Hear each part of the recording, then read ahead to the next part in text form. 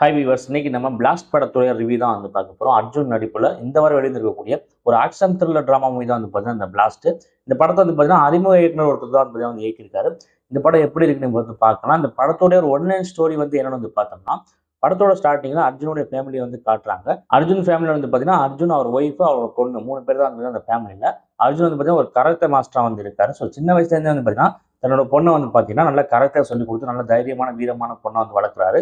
இது வந்து பார்த்தீங்கன்னா போக போக வந்து பார்த்தீங்கன்னா இதுவே வந்து பார்த்தீங்கன்னா ஒரு பெரிய பிரச்சனையா வந்து முடியுது. ஏன்னா இந்த பொண்ணுட்ட வந்து அர்ஜுன் வந்து யாருக்கு என்ன நடந்தாலும் தட்டி கேட்கணும்னு சொல்லி வந்து வளர்த்துறாரு. ஸோ இதனால இந்த பொண்ணு வந்து பார்த்தீங்கன்னா தேவையில்லாத பிரச்சனைகள்லாம் வந்து பார்த்தீங்கன்னா கராத்தே யூஸ் பண்ணி எல்லாரையும் வந்து அடிக்குது. இதனால வந்து பார்த்தீங்கன்னா அவங்க ஃபேமிலிக்கு வந்து பெரிய பிரச்சனை வந்து வருது. இப்படி சின்ன சின்ன பிரச்சனையா வந்துட்டு இருக்கும் பட்சம் ஒரு பெரிய பிரச்சனை வந்து பார்த்தீங்கன்னா அவங்க ஃபேமிலிக்குள்ள வந்து வருது இந்த பொண்ணால. இதை வந்து எப்படி சமாளிச்சாங்க, இல்ல இருந்து எப்படி வந்து வெளில வந்தாங்க, இதான் வந்து பார்த்தீங்கன்னா இந்த படத்தோட ஒரு ஒன்லைன் ஸ்டோரி.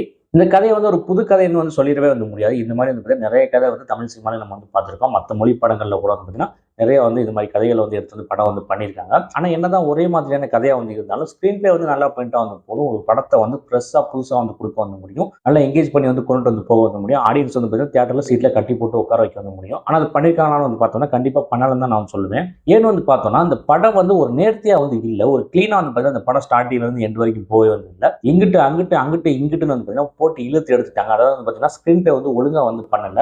நல்ல தியேட்டர் மூமெண்ட் சீன்ஸ் வந்து வைக்கணும். நல்ல ஒரு கூஸ்பம்ப்ஸ் மூமெண்ட்ஸ்லாம் வரணும்னு சொல்லிட்டு ஏகப்பட்ட விஷயங்கள் அவங்க வந்து ட்ரை பண்ணியிருக்காங்க. ஆனா எதுவுமே வந்து பார்த்தீங்கன்னா இந்த படத்துக்கு வந்து அது வந்து சப்போர்ட் பண்ணவே வந்து இல்ல. வழக்கமா நம்ம வந்து ரிவ்யூக்கெல்லாம் சொல்லுவோம். எந்த ஒரு படத்துல வில்லன் வந்து பலவீனமா இருக்கணும் அந்த படம் வந்து தோத்துரும். அந்த படம் வந்து ஜெயிக்காது. ஸோ வில்லனை வந்து ஸ்ட்ராங்கா காட்டணும். ரிவ்யூவர்ஸ் எல்லாமே வந்து பொதுவாக சொல்ற விட அதாவது டேரக்டர் வந்து பெருசா மைண்ட்ல ஏற்றிக்கிட்டு வில்லனை நான் எப்படி காட்டுறேன் பாருங்க. வில்லன் கதாபாத்திரத்தை ஒழுங்கா வடிவமைக்காம வில்லனுக்கு ஏகப்பட்ட பில்டப் கொடுத்து தனித்தனியா சீன்ஸ் வந்து அவருக்கு வந்து எடுத்து வச்சிருக்காரு.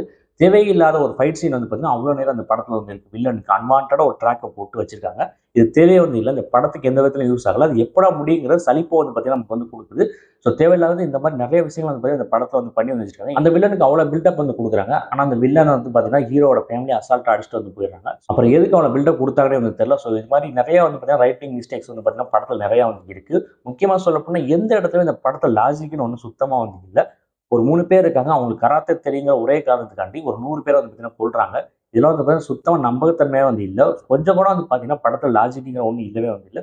போலீஸ் இருக்காங்க. அவங்க எதுக்கு இருக்காங்கன்னு யாருக்குமே வந்து தெரியல. இப்படி இந்த கதைய போட்டு சொதப்பி நிறைய விஷயங்கள உள்ள கொண்டு வரேன்னு சொல்லிட்டு வந்து ரொம்ப போட்டு சொதப்பிட்டாங்க. இந்த படத்துல பாசிட்டிவா என்ன வந்து பார்க்கணும், தனியா ஒரு லவ் ட்ராக்ன்னு இந்த படத்துல வந்து இல்ல. லவ் சாங்ஸ் அப்படி எதுவுமே வந்து இல்ல. அது இல்லாம ஓரளவுக்கு எடுத்துட்ட கதையில அப்படியே கொண்டு வந்து போயிடுறாங்க. வேற எங்கேயுமே வந்து வெளியில போகல. ஆனா வில்லனுக்கு தனியா ட்ராக் போட்டதெல்லாம் வந்து பார்த்தீங்கன்னா கட் பண்ணியிருந்தாங்க. இன்னும் ஓரளவுக்கு பார்க்குற படமாவே வந்து இந்த படம் வந்து வந்திருக்கும். இங்க நிறைய படங்கள் வந்து ஜெயிச்சிருக்கு. அதுக்கு முக்கியமான காரணம் வந்து பார்த்தீங்கன்னா, அந்த படத்துல வந்து ரியாலிட்டி வந்து இருக்கும். கிரவுண்ட் ஒர்க் வந்து இருக்கும். இறங்கி வந்து பார்த்தீங்கன்னா, தகவலை சேர்த்து அது மூலமா அந்த படத்தை வந்து பண்ணுவாங்க. சும்மா கற்பனையில யோசிச்சுலாம் ஒரு சீனை வந்து எடுத்துட்டு வர மாட்டாங்க. அது மக்களிடையே கனெக்டே வந்து ஆகாது.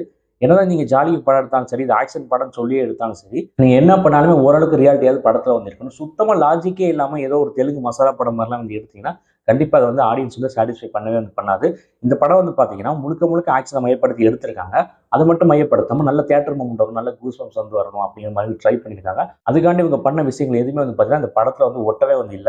படத்துக்கு வந்து ரவி பஸ்ரூர் வந்து பார்த்தீங்கன்னா, மியூசிக் வந்து போட்டிருக்காரு. கேஜிஎஃப் சலார் படத்துக்கெல்லாம் அவர் மியூசிக் வந்து போட்டிருந்தாரு. அவர் தான் அந்த படத்துக்கு மியூசிக் போட்டாராங்கிற அளவுக்கு தான் பார்த்தீங்கன்னா அவரோட மியூசிக் வந்து இருந்துச்சு.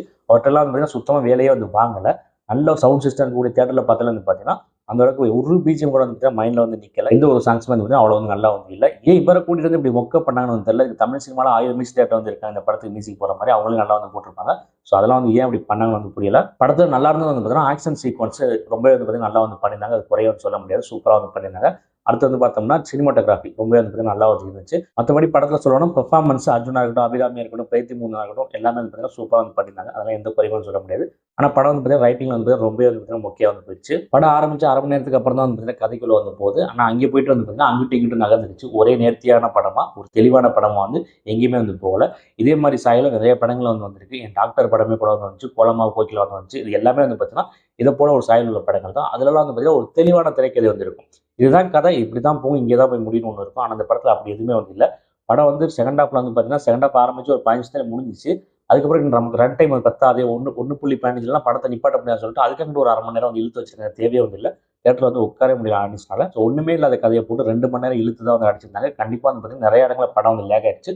எனக்கு பார்த்தீங்கன்னா அந்த படம் வந்து சுத்தமா வந்து பிடிக்கவே இல்ல. இந்த படம் யாருக்கு வந்து பிடிக்கும்னா, சுத்தமா சினிமா நாலேஜே இல்லாம ஏதோ ஒரு படம் டைம் பாஸ் சும்மா பார்த்தா போதும். இல்லை ஆக்ஷன் படம் பார்த்தா போதும் அப்படிங்கிற மைண்ட் செட்டில் உள்ளவங்க மட்டும்தான் அந்த படம் வந்து இருக்கும். மற்றபடி எந்த ஒரு ஆடியன்ஸுமே வந்து இந்த படம் வந்து பிடிக்காது. 1-2 தியேட்டர் மூமெண்ட் வச்சுக்கலாம் அந்த படத்தை வந்து பெரிய படம் பிளாக் பஸ்டர் படம் சொல்லி காண முடியாது. இந்த படத்துக்கு வந்து அவ்வளோ ரிவ்யூஸ் வந்து பார்த்தீங்கன்னா ஆகா ஓகோ அளவுக்கு வந்து பார்த்தீங்கன்னா கொடுத்துருந்தாங்க. அவ்வளோ செம்மையாக இருக்குது அப்படி இருக்குது இப்படி இருக்குன்னு. ஆனால் படத்தை போய் வந்து பார்த்தா எப்படி இப்படி ரிவ்யூ கொடுத்தாங்கன்னு தெரியல. இப்போ எல்லாருமே என்ன பண்ணுறாங்கன்னா ஒரு 3 நாளில் எப்படியாவது போட்ட காசு எடுத்தோம்னு சொல்லிட்டு இன்ஃப்ளூயன்சர் பெரிய பெரிய ரிவ்யூஸ் எல்லாருமே வந்து பார்த்தீங்கன்னா பணத்தை கொடுத்து வந்து பார்த்தீங்கன்னா ரிவ்யூ வந்து போட வச்சுறாங்க நல்லா இருக்குன்னு சொல்லிட்டு 3க்கு மேலே ரேட்டிங் கொடுங்க அது கீழே கொடுக்காதீங்கன்னு சொல்லிடுறாங்க. அதே நம்பி வந்து பார்த்தீங்கன்னா நம்ம வந்து படத்துக்கு வந்து போகிறோம் மக்கள் வந்து படத்துக்கு வந்து போகிறாங்க. போயிட்டு வந்து பார்த்தீங்கன்னா எல்லாருமே வந்து பார்த்தீங்கன்னா ஏமாந்து தான் வராங்க. ரிவ்யூவர்ஸுக்கு வந்து பார்த்தீங்கன்னா கொஞ்சமாச்சும் வந்து மனசாட்சி வந்து வேணும். நம்மளை நம்பி படத்துக்கு போகிறதுக்கு 1000 பேர் இருக்கான். அப்போ அவனை வந்து நம்ம ஏமாற்றக்கூடாதுங்கிறது தோண மாட்டேங்குது. காசை வாங்கிட்டு படத்தை வந்து நல்லா இருக்குன்னு சொல்லியிருக்காங்க. இப்படி எல்லாருமே வந்து நல்லா இருக்குன்னு சொல்லிய படத்தை நீங்கள் போய் படத்தை தியேட்டரில் பார்க்கும்போது அது நல்லா இல்லைன்னு உங்களுக்கு தோணினாலுமே நம்ம எல்லாரும் நல்லா இருக்குன்னு சொன்னாங்களே அப்படின்னு சொல்லிட்டு நீங்களுமே வந்து பார்த்தீங்கன்னா படம் நல்லா இருக்கு ஓரளவு பார்க்கலாம் நல்லா தான் இருக்குன்னு வந்து சொல்ல வச்சிரும். இது மாதிரி தான் வந்து பார்த்தீங்கன்னா நிறைய படத்தை வந்து ஸ்கேம் பண்ணி வந்து ஓட்டிட்டு வந்திருக்காங்க. நீங்கள் போய்ட்டு இந்த படத்தை வந்து பாருங்க பிடிச்சா பிடிக்கலங்கிறத கமெண்ட்ல வந்து சொல்லுங்க. கண்டிப்பாக எல்லா ஆடியன்ஸுக்கும் இந்த படம் பிடிக்குங்கிறது டவுட் தான். இந்த படம் வந்து பார்த்தீங்கன்னா ஒரு ஆவரேஜ் ஆக்ஷன் த்ரில்லர் ட்ராமா தான். இந்த படத்துக்கான ரேட்டிங் வந்து பார்த்தீங்கன்னா 5க்கு 2.5. எந்த ஒரு லாஜிக் பார்க்காம ஆக்ஷன் படம் நான் வந்து விரும்பி பார்ப்பேன் அப்படின்னு வந்து நீங்கள் வந்து நினைச்சீங்கன்னா உங்களுக்கான படம் மட்டும் தான் வந்து பார்த்தீங்கன்னா இந்த பிளாஸ்ட். மற்ற எந்த ஒரு ஆடியன்ஸுக்கு வந்து பார்த்தீங்கன்னா இந்த படம் செட் ஆகாது. தொடர்ந்து சினிமா ரிவ்யூஸ் பார்க்கறதுக்கு சினிமா சம்பந்தமான சுவாரஸ்யமான வீடியோஸ்லாம் வந்து பார்க்கறதுக்கு மறந்துடாம நம்ம சேனல் வந்து சப்ஸ்கிரைப் பண்ணி வச்சுக்கோங்க.